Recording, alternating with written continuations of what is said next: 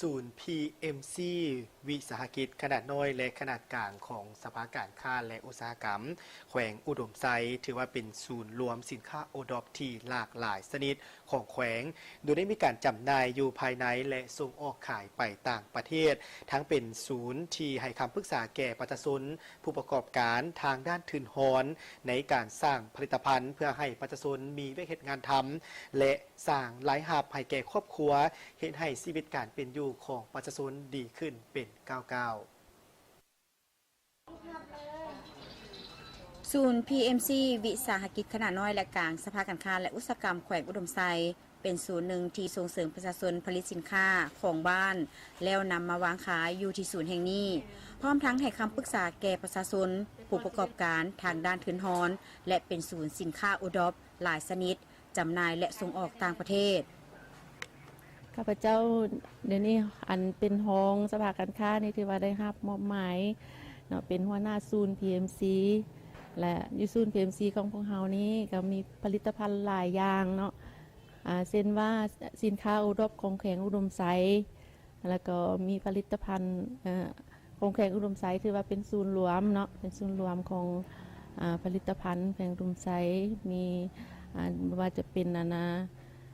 ผลิตภัณฑ์ผ้าฝ้ายแล้วก็ผลิตภัณฑ์เปียกเนาะแล้วก็มีน้ำผึ้งน้ำมันงา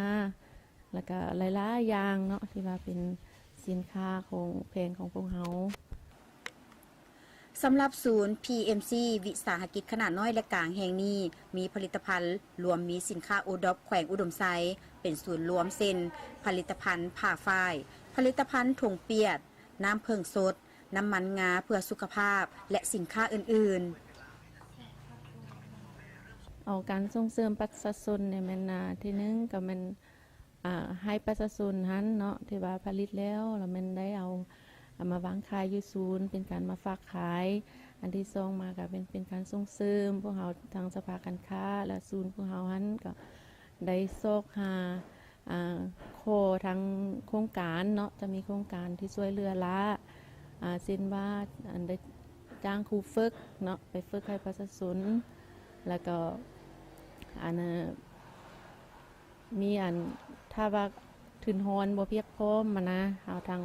สภาการค้าของพวกเราก็มีศูนย์ SME เนาะที่ตั้งอยู่สภาการค้านี้ก็จะว่าช่วยเหลือประชาชนได้หลายอย่างSME นี่คือว่าศูนย์ที่ว่าให้คำปรึกษาเนาะทางด้าน